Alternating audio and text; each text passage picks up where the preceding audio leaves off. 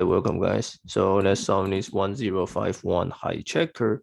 So school is trying to add new photo of all students, right? So you have a photo, a student are asked to stand a single file, a line of non-decreasing order. So non-decreasing, okay? Now this is probably important, but okay. So you are given an array heights represent the current order, stand in and whatever, and then you need to return a number of indices which they do not mismatch. So this is expected.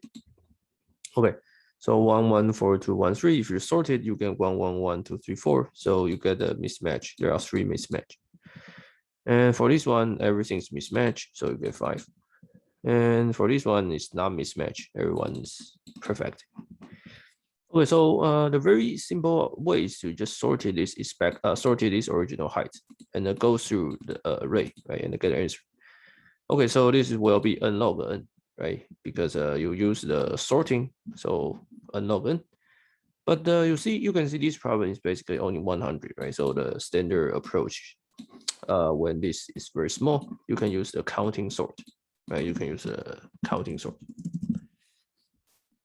Okay, so counting sort is very easy. You define h to be 0 to be 100.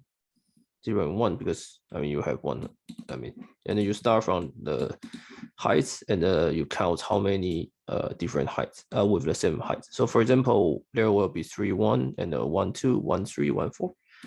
Now you initialize the answer, right? And then you basically go through it and then you just check, you just sort it, right? So after these parts, your answer will be this.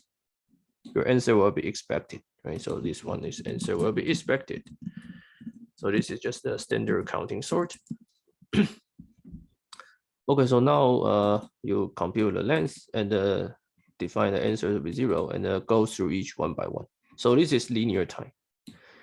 It should be n plus 101. So it's linear time and check where they are. If there are difference, then you add 1. Right, so basically it's just the counting sort. Okay. Very simple. Okay, so see you guys next week.